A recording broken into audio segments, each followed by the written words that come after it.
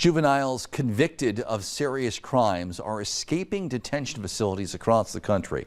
The troubled teen industry faces a challenge balancing rehabilitation with security.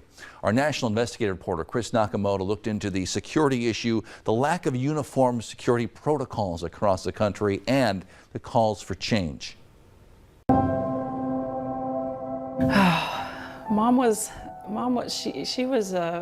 She was complicated. Sometimes our relationship was really strained because of that. But I always knew that she loved me, no matter what. It was an odd phone call, and they said, we needed to let you know that something happened at your mom's house. There was an intruder.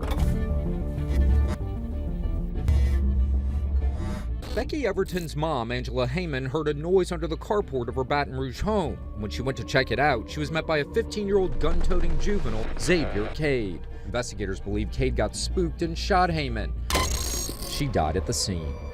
Her husband, who heard the commotion, grabbed a gun and fired back, shooting Cade in the abdomen.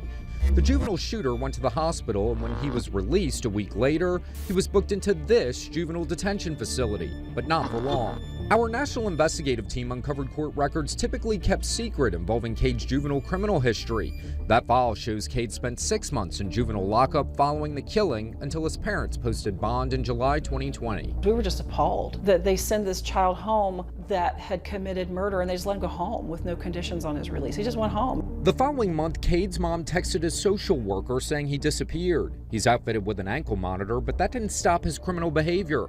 Months after getting that monitor, he stole a car in December of 2020. 2 months passed and more trouble. He removed his ankle bracelet and disappeared again.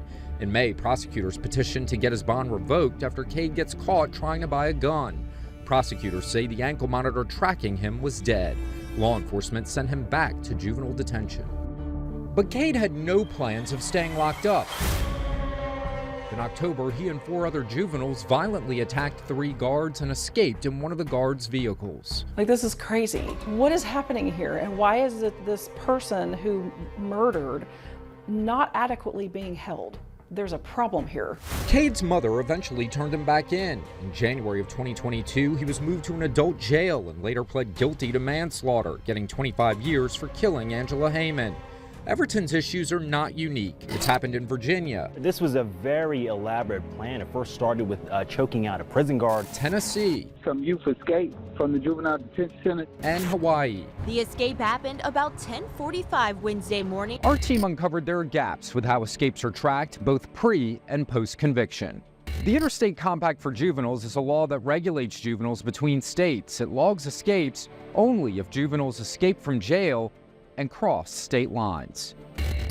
Since 2021, 89 juveniles have escaped secure facilities in America and were found in other states. But that's a low number because if they escape and don't cross state lines, that number is not tracked. Another entity, the Federal Office of Juvenile Justice and Delinquency Prevention, told us it does not track escapes. So we filed a series of requests with all 50 states trying to get their escape data. More than half responded. Most escapes happen from state-run juvenile facilities. Of those from 2021 to 2023, the data shows Louisiana reported 61 total, followed by Michigan, Iowa, Oregon, and Nevada. For Everton, she felt re-traumatized each time Cade committed new crimes with no way to control him. I can tell you that something has to change.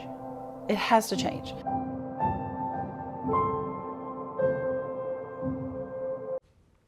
Xavier Cade's defense lawyers claim he was mentally ill and in crisis when he went on these crime sprees. They claim his age prevented him from understanding right from wrong. They're trying to have his conviction tossed out.